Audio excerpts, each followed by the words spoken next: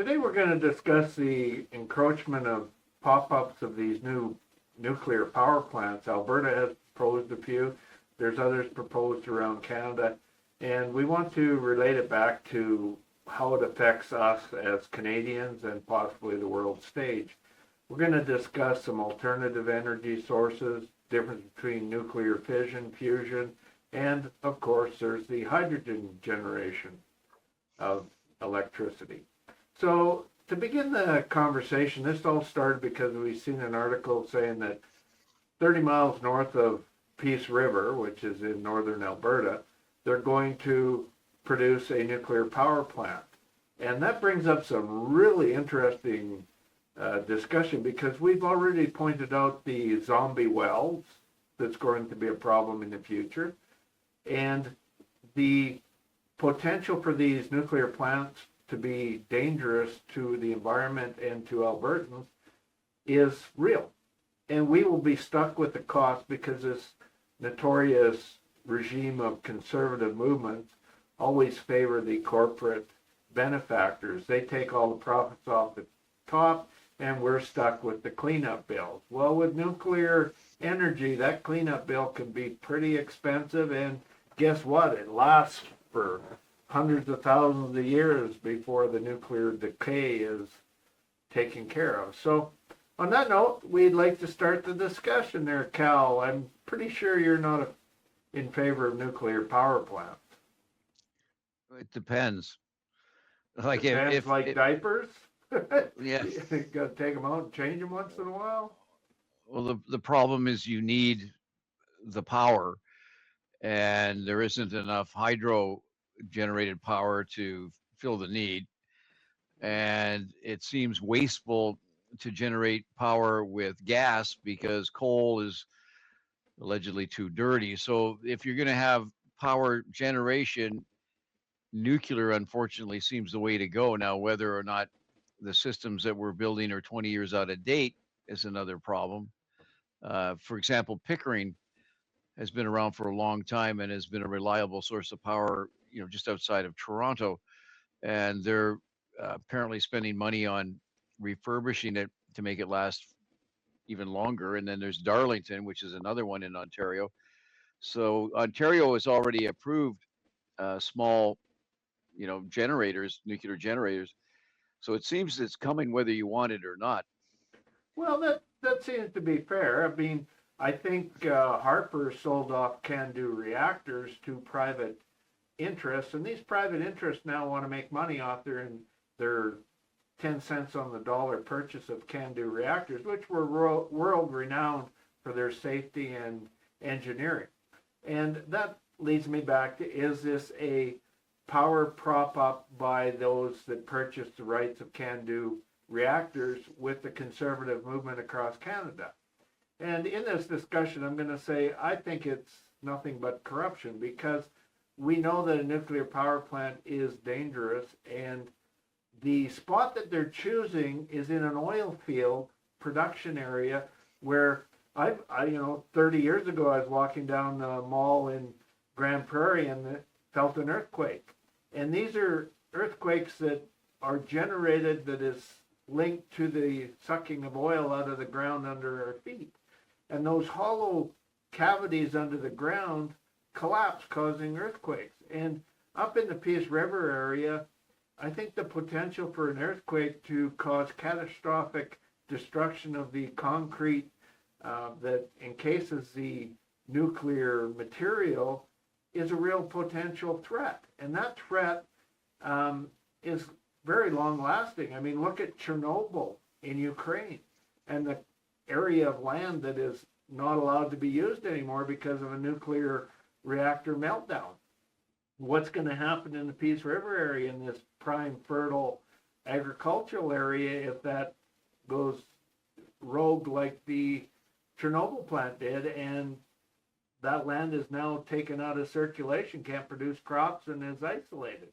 We got some big issues, and I think that's an unsafe spot, and I think it is favoritism by the conservative government to line the pockets of the wealthy that are paying for their election propping up the government. And that's my opinion, and I'll stick with it. Well, you're never going to get away from the fact that politicians and their friends will benefit from whatever projects are being built, even if it's just the road to the plant. Yeah. Excuse me. But you look at, they have a definition called an international nuclear event scale, and Chernobyl, and of course the accident in Japan, the recent one in Yes, Japan, there's another one. qualify for that. Yeah, the Fukushima nuclear accident. And they're both caused by obviously different reasons. The one in Japan was caused by a tsunami putting the power plant out of commission, Right. whereas the one in the Ukraine was caused by a misjudgment when they were doing testing on one of the units. So the Canadian system works entirely different. I have a nephew that works at the Pickering Mhm. power plant, and he reminds me sort of, of that cartoon, where the guy's running around with the, nuclear fission in his back pocket, Right. but That's he Homer Simpson. yeah, Yeah. Homer Simpson, but he was relating a story that the main reactors are encased in a, big building, a concrete Right. building. And in the event of an issue, there's an alarm that sounds. And apparently they've only got minutes to exit that building because the doors come down. The windows are obviously, Yeah. everything's sealed, and they fill it with water. Yeah.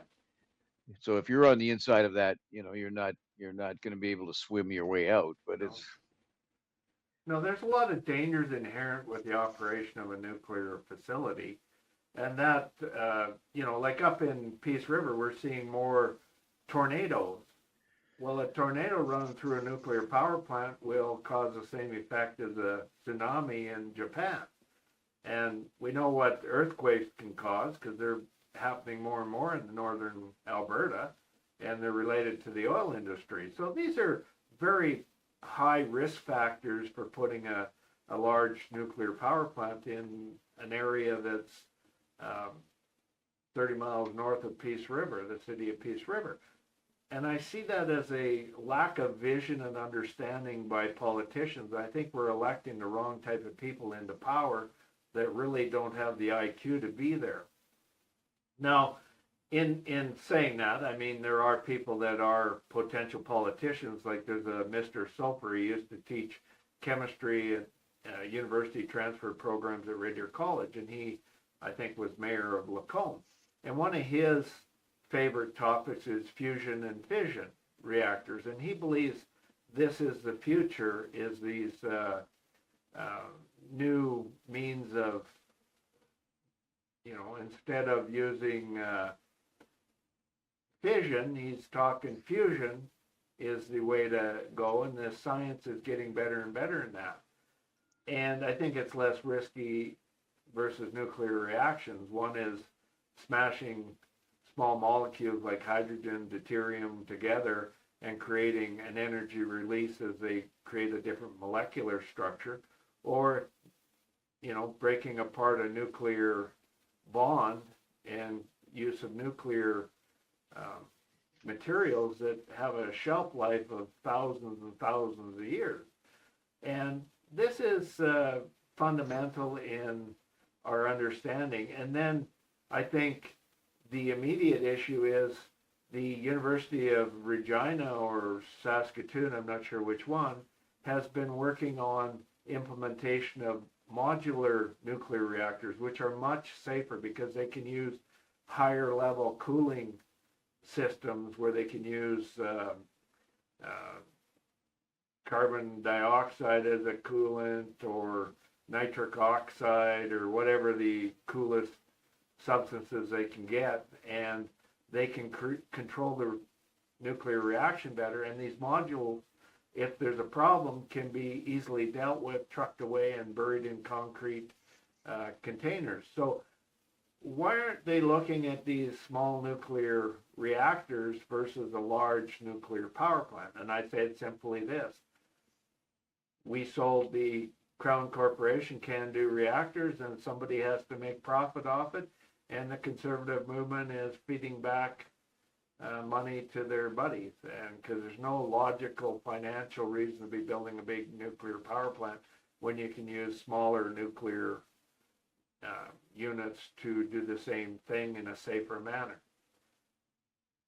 What's your take on these small nuclear reactors that are obviously it's the way to go. You know, if you're going to have an accident, a nuclear accident, it's better to have a small one yeah, than a big one. exactly. And if you look at Chernobyl,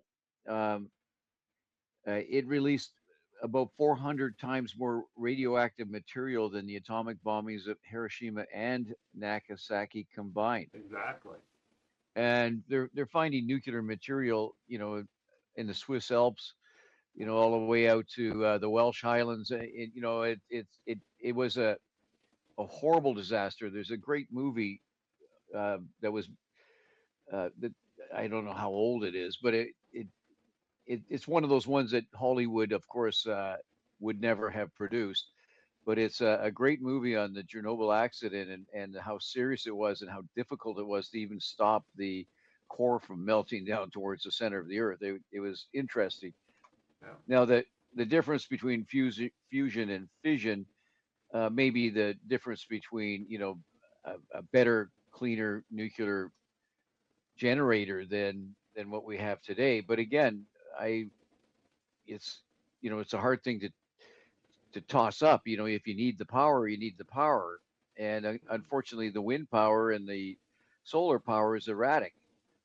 I know well, in Ontario, the cost to produce the nuclear power, they've got several power plants, was, you know, 4 or 5 cents, 7 cents a kilowatt, where they were giving 70 cents guaranteed to the wind power and the solar. And of course, when the wind isn't blowing and the sun isn't shining, you have no power and you have to balance your grid. Otherwise, your grid will destruct. So they have to keep the nuclear facilities running even when they're not selling the power. yes. So now that and then you get a blended price. right. Now, if we took the fission reactors out of the equation, we have no comparison to cost related. But we're not taking into the cost of that power generation in dealing with the nuclear disasters that are potential from it. So we're not really truly adding in the real cost of the power generation, because guess what? These corporations that are running these nuclear power plants now can be shut down at any time. They just file bankruptcy, and guess who gets stuck with the bills? We do. And so that adds to the cost of the electric generation. And a lot of these power plants, nuclear power plants, are getting old and aged. And what's going to happen when they cost too much to refurbish or maintain? We're getting stuck with them, and that's coming about sooner than later. So that's not a safe business model, and it's not accurately assessing the cost of the electricity that they're generating. And I propose to the viewer right now that why aren't we looking at these hydrogen fuel cell power plants? They seem to be 60 to 80% efficient, depending on how you do it. Hydrogen, the byproduct is water. They do generate heat as well, so that's part of the process of even a fission reactor produces heat, so it's no different effect on the global warming. And like the Shininshia Bitdream hydrogen fuel cell power plant in Incheon, South Korea, excuse me, I don't pronounce it right, can produce 78.96 megawatts of power, and it was opened in 2021. And it was the first large-scale fuel cell power plant for their grid, rather than just a backup generator. So we have the technology. They're working around the world, and different countries around the world are starting to implement these hydrogen generation power systems. And I guess Alberta and Canada doesn't want to get into hydrogen power generation because it conflicts with their natural gas and generators that they're currently using and the coal generators. So I think it's perspective, and we need to know that there are sources of power out there that are cleaner than even fission and are economical. So that's my point. Like, part of the process here in Alberta is we shouldn't be building a nuclear power plant on a unstable ground base north of Peace River where we can contaminate hundreds of square miles of land just for the sake of power generation if there's a earthquake or event up there. So I think it's safer if we put a power generation system down in southern Alberta near Calgary, actually east of Calgary, where we can generate hydrogen from the natural gas, which is a little controversial because producing hydrogen from water is more safe in the environment, but that's all right too. I mean, we have the natural gas, we should probably use it more efficiently. So my point being is that we're not looking in the right areas for power generation, and we're potentially endangering the land and the environment for our great grandkids and future generations. So this is something that we should be discussing. One of the issues, of course, is what is the real cost of the power. The current nuclear power generators, the capital cost was eaten up a long time ago. Yeah. The Ontario's planned expansion will require 221 billion in capital investment by 2050, compared to 104 billion for renewable energy alternatives. Now that's according, to who knows whose study, but the is it the Environmental Defense Group put that study together? Yeah. So it's difficult to say. Now Canada is also one of the few places that have uranium mines. My understanding is it was sold to Russian interests several years ago. So at least we have the power source for that industry. It's just a matter of what does it really cost? What does it really cost to store the nuclear waste for centuries? What does it really cost? For the environmental alternatives, and solar is getting easier and cheaper and more efficient all the time. Yeah. Well, So Sask Power is the one putting together these testing of these SMR facilities, which are small modular reactors, SMRs, and they are applying for commercial application through the regulatory approvals, and they don't expect to get it till 2029. So I would suspect that Alberta would be better off to invest in these research and implementation of these SMRs.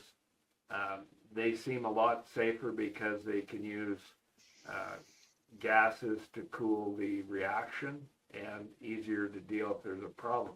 Their first facility is actually a proposed site near Estevan in southeastern Saskatchewan. So we need to be smarter. I mean, it's going to take 10 years to build a nuclear reactor in Peace River area.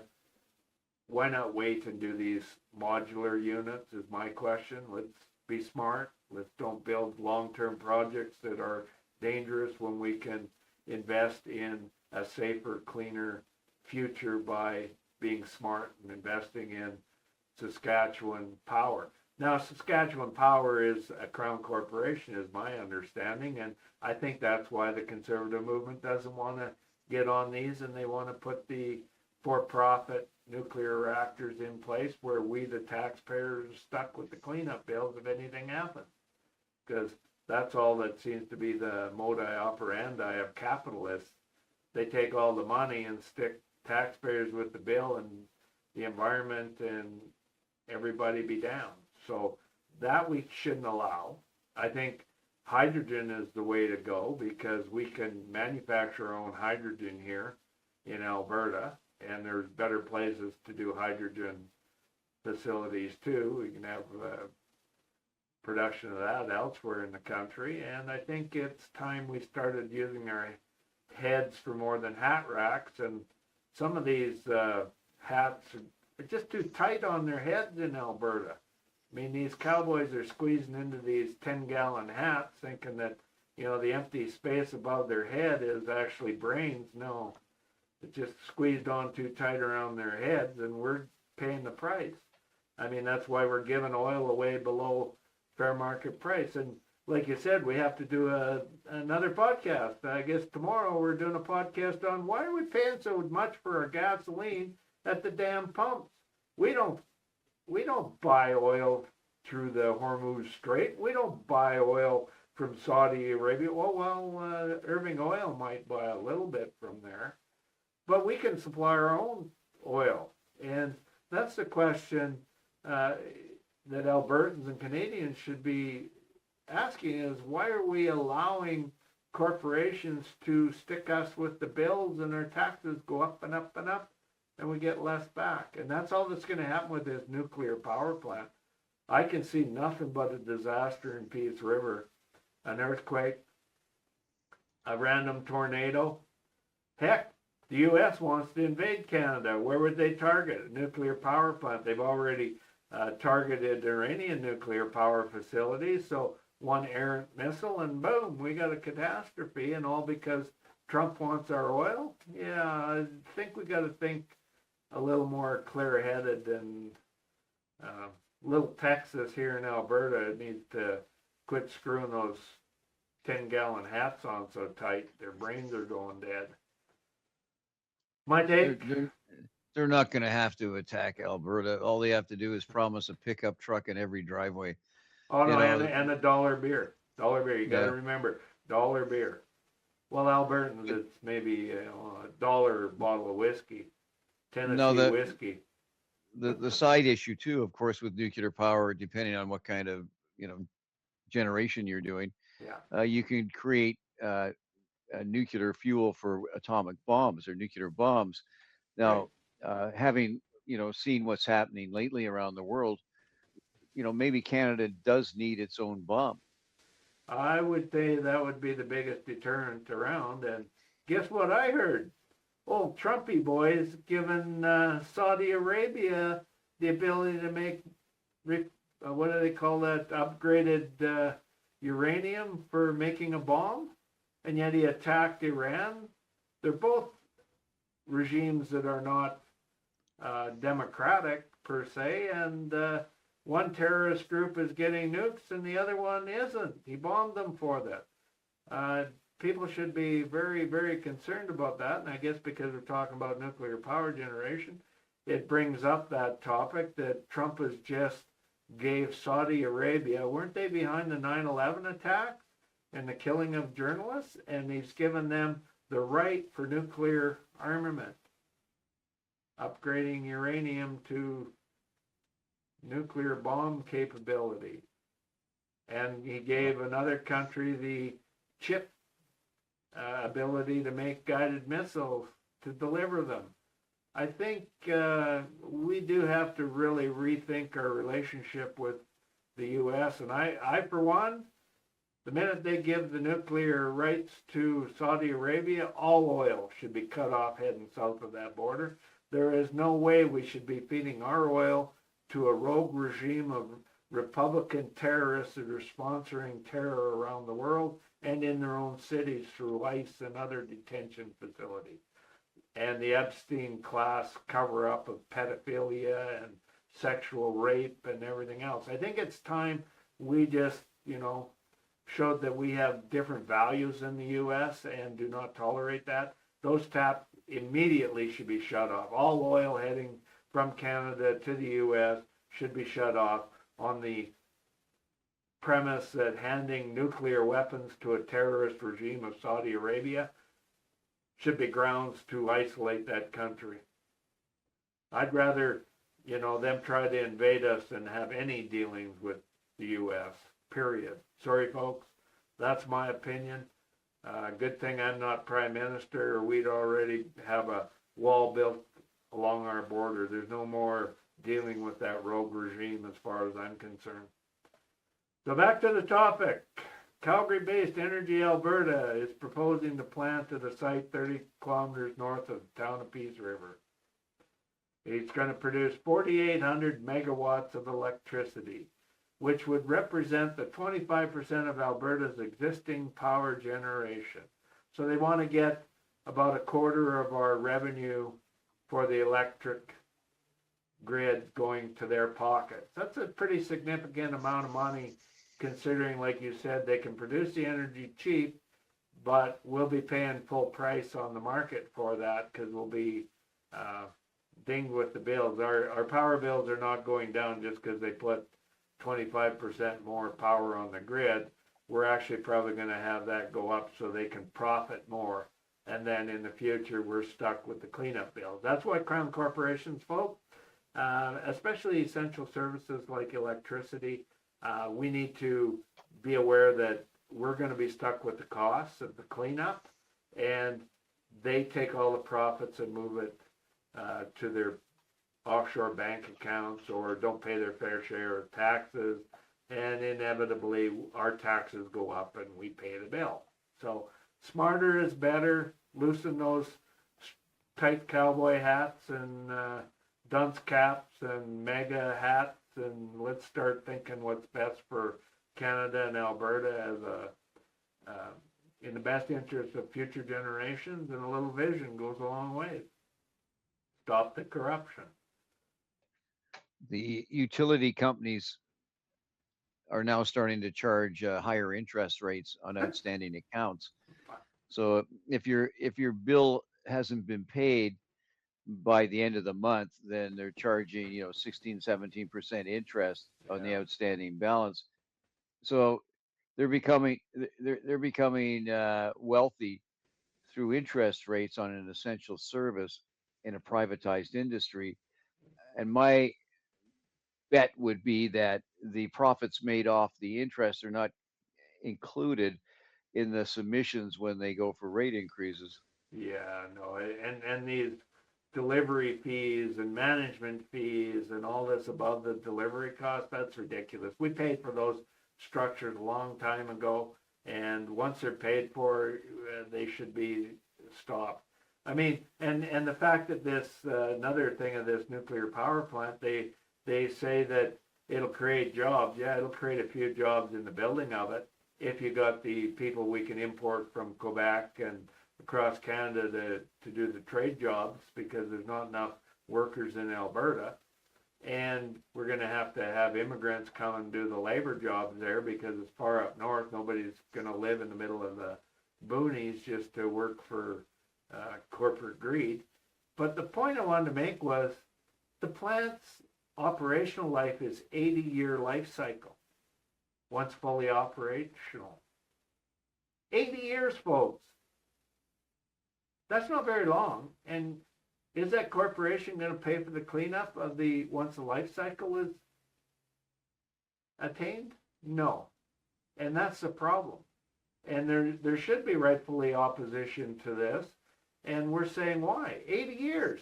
80 years from now, we're going to have to deal with a plant that's going to either have to be retired, upgraded. There's going to be nuclear waste have to be dealt with and sealed off. And in 80-year life cycle, there's a huge potential of lightning strikes, a lot of lightning up in the Peace River country. Wrong spot hits them, like a lightning strike hits the wrong part of the reactor, and we got a catastrophe. Tornadoes, earthquakes, and yeah, it's not a good idea, folks. You heard it here first. Stop the stupidity in Alberta. And that should be the movement. Stop the stupidity in Alberta. Okay. That's all I got on that subject.